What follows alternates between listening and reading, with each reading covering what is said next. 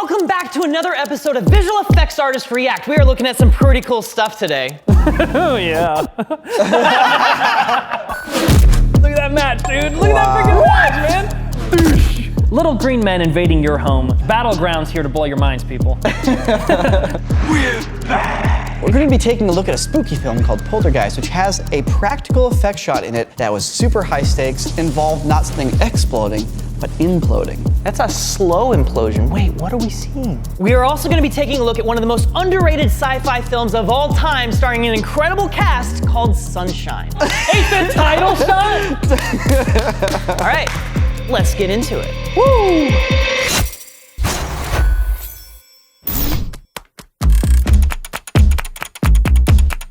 Whoa, this is so cool. Yeah, dude, take a little walk. This is Winga. He did this on behalf of Insta360, I believe, using the Insta360 flow. Not a sponsor, just a fact. Take us to the train. I love this shot so much, it's so cool. Yeah. And that was a relatively straightforward transition, just some simple masking and the same sort of camera move. This.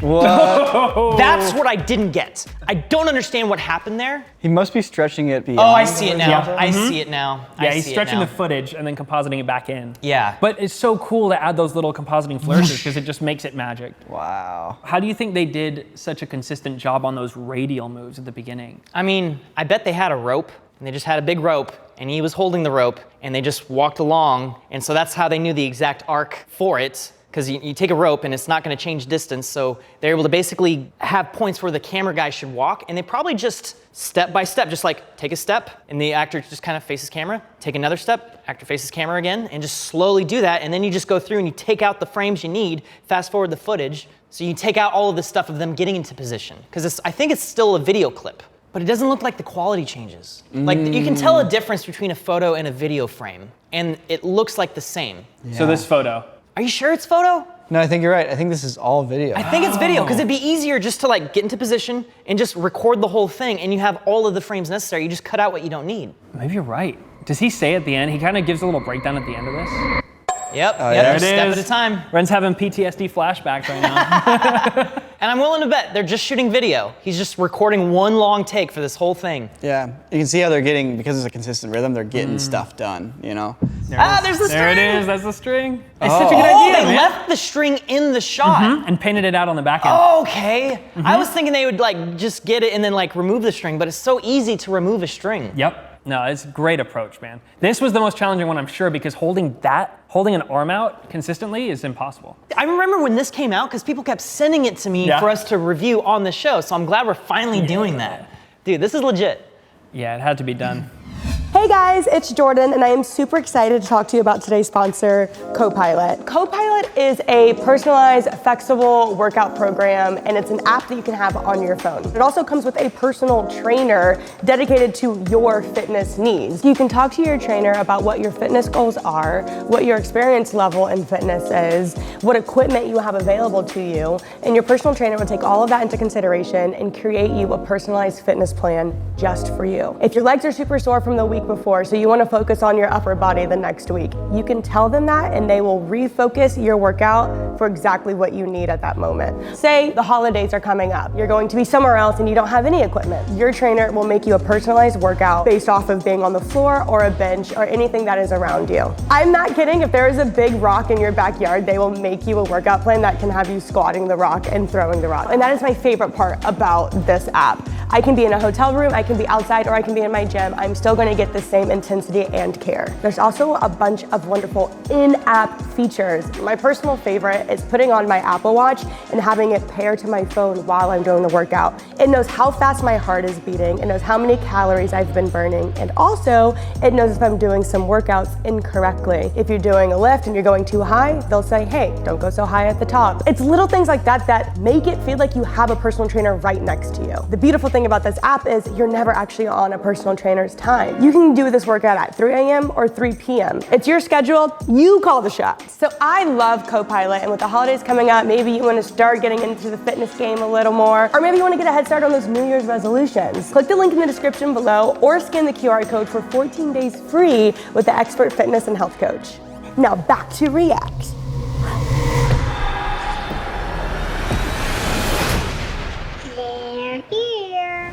you guys heard of Poltergeist? Have you watched Poltergeist? I thought it was Poltergeist.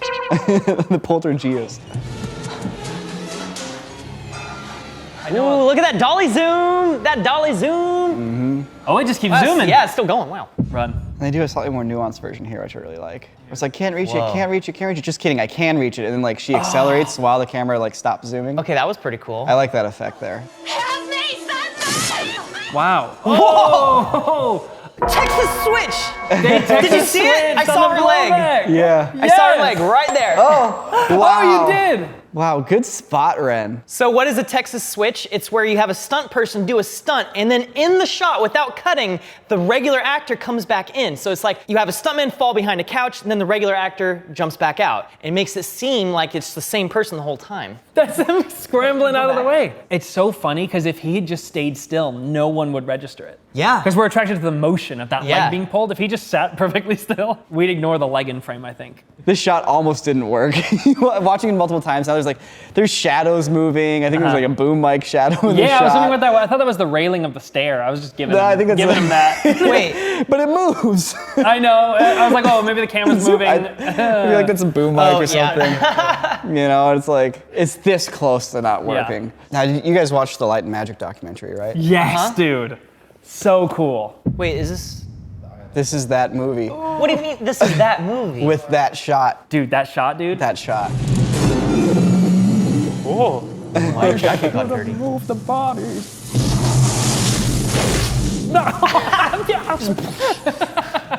Oh, and then it turned into a, wait, what was it always a comp shot here? Was the previous shot a comp shot? That's a slow implosion. Wait, what are we seeing? It's like a explosion, dude. There it goes. I love that we're basically the townspeople right now. We're like doing the exact same thing. I was expecting an actual like implosion, but this is like a pull, like almost as if they have a bunch of wires connected to pieces of the inside of the house, and it's just all pulling it down a drain. Wow, look at you just calling the shots perfectly. Wait, is that how they did it? Well, Yeah. he's missing one element. Yeah. He is missing one element. There's a few things going on. So, yeah, they built a big miniature of the house. They had wires connected to everything on the inside. And it was all going down into a big funnel, which is also a big vacuum. And then they also had a shotgun strapped up above this model and the camera right above it. And the idea was to say, go, start pulling, turn that giant vacuum on so it all pulls it in. And if it doesn't go, blap, blap with the shotguns to break it apart and then get it sucked into the vacuum thing. Sick.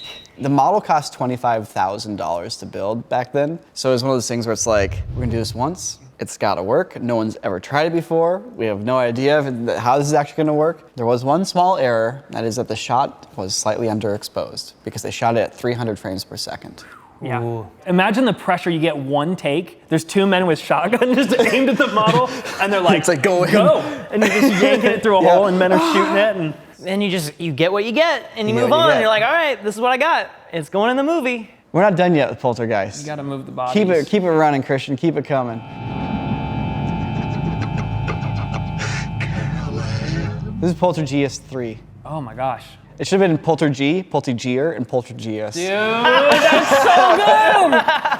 Oh, gosh. Oh, cool.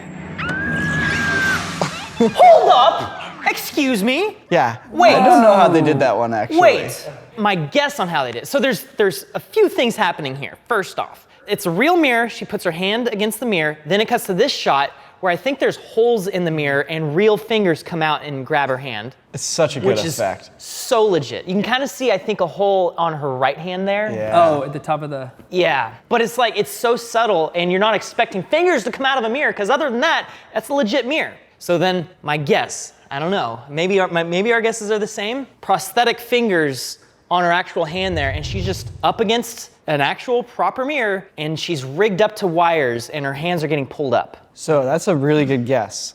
But her hands really stick. I think I figured it out, actually. Oh, unless, Yep. okay, unless the entire mirror itself is raised. Yep. Wow. So there's a hole in the floor and the whole mirror is just down in the floor, and to raise her, they just lifted the whole mirror. Yep. So she's holding on to like something there and the whole thing goes up. That's great. I have never seen this trick before. Yeah. That was pretty great. But yeah, the reason why this works so well is because you don't know that the mirror is moving, and there's an implied hole in the mirror that is changing. That's impossible. Magic trick works. Yep. There's a lot more stuff that we're looking at here that's not on YouTube. But guess what? It is on quarterdigital.com. Extended episodes. Check it out. You can get a free 2-week trial.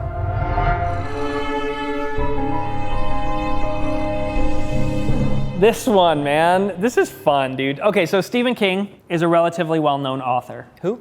Stephen King. He does horror. He's on the come up. Okay. You'll hear about him soon. This is a TNT creation based on his short film Battleground. It's about a hitman who kills a toy maker. But those toys, they ain't just toys. This movie sounds amazing. There they are. Wow. I love that he's Whoa. going after them with a pistol. I love it so much. They're just like little LEDs that are flashing into the couch. Oh, no, Just baby. thirsty. Whoa! He's gonna make war. It's a lot of special effects for shooting at a couch. Dude, can you imagine if you're taking cover from this giant shooting bullets the size of you? Yeah. Oh my gosh, yeah. There they are. Oh no. Whoa, wait. Oh no. Wait. They're all dead. No, but are those people? This is just one big set. Whoa. This is Okay, rad. okay, hold up. This is a comp shot in order to fake that really shallow depth of field that you get when you film small stuff. But those are, wait, this is actually really good. What the heck? It doesn't have any right to be so good. It's amazing. Look at that match, dude. Look at that freaking match, man. Doosh. That's great. So satisfying. Oh, that's sick. So obviously there's a lot of incredible comp work going on here, but I think the unsung hero here is the camera work. They're shooting everything on set here with a camera that's, maybe 3 feet off the ground. So then they're filming all these army men on a blue screen that matches the on-set perspective perfectly. Yep. And you have to scale that camera move down in a way that's not the easiest thing to do. It's not super hard, but it's so easy to mess up, and I've seen it messed up so many times. So they shot the majority of Principal, I think all of Principal actually, in Australia, and then chased it in LA on blue screen with these guys. But yeah, the matching of the lighting, the matching of the camera, the scale matching, all incredibly well done. When you're filming something in miniature, you have a really shallow depth of field. Imagine zooming in with your lens, on something that's really tiny and it's far away. Anything that's a few inches behind that focal plane is blurry, and same with the stuff in front of it. So when you're filming people, you can't film a whole person with that shallow depth of field. Cameras to do that just don't exist. Actually, a guy did build a large format, 1 foot by 1 I've foot been really camera. wanting to rebuild that lens, by the way. So that one would do this effect. But Hey,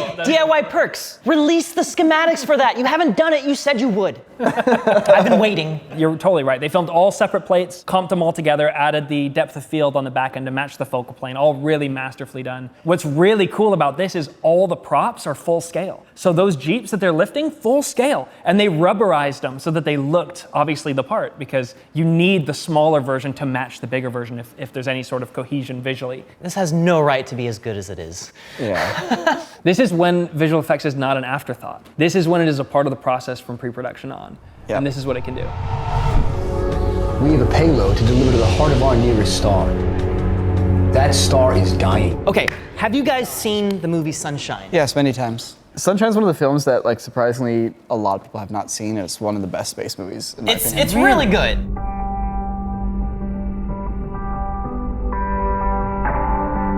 Is that Captain America? Yeah, so the cast of this is crazy. We got Chris Evans, Benedict Wong, Michelle Yeoh, Cillian The other Murphy. two. What they're looking at right now is the transit of Mercury across the sun. So that little dot going across is Mercury. Wow. MPC did all of the effects for this movie. There's 750 shots in this movie, and the bulk of the work is creating this CG sun and also the spaceship itself. And the spaceship is super rad because it's essentially just a giant shield that's a mile wide that is protecting the actual ship behind it. Dude. Every shot of the sun was actually handmade by the team at MPC, but it was inspired by all the imagery that they would get from NASA. And pretty much the entire sun was simulated with fluids in Maya. What? Yeah. No way. In a 2D form sort of thing. Yeah, this is awesome. The scale. Whoa, it's stretching. No, we're just orbiting it. Oh, we're orbiting it. Oh my Yeah. gosh, my brain. Exactly, but that's what I love about that shot is that like it's kind of a misdirection. You're like, what's going on? And then you realize the scale of everything is so massive that the camera is actually just orbiting around. That's just how big the sun is. Wow, it's like a friggin' gold dress, blue dress thing.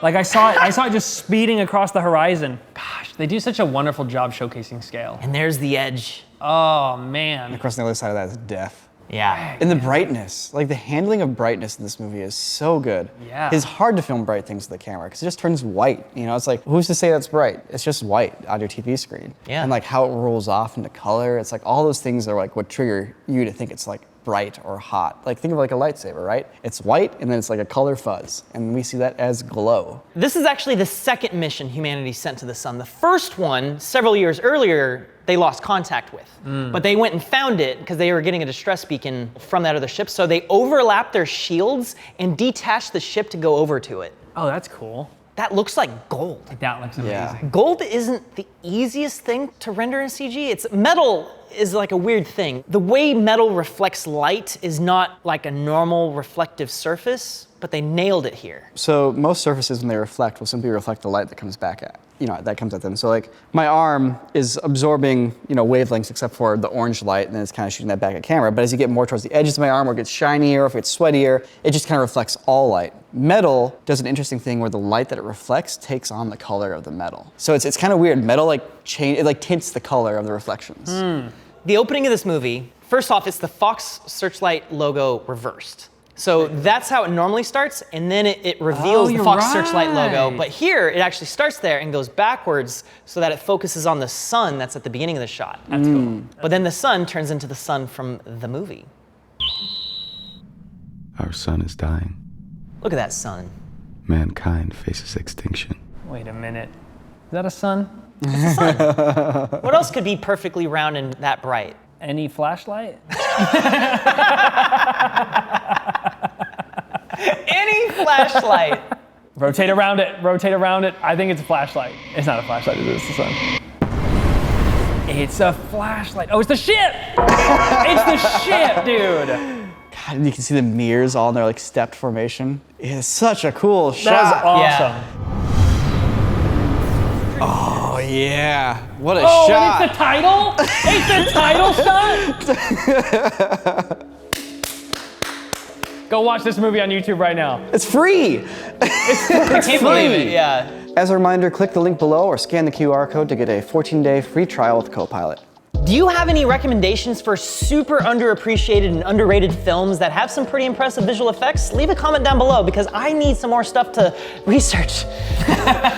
Almost all of you have subscribed. Like in the last React episode, we got 200 subscribers out of it. Out of like 1 million views, 200 people subscribed. And it's not that other ones aren't subscribing, it's that all of you are really nice and you did consider subscribing and you did. So thank you, we really appreciate it here. Gosh, imagine being the person who's not subscribed right now. That'd be awesome. I was trying to make this not a subscription I'm just push. saying they could just fix it. Just fix it real quick, and then you're in. Then you get to be a part of this moment. Just real quick. Yeah, you can rewind and watch the video after you do it.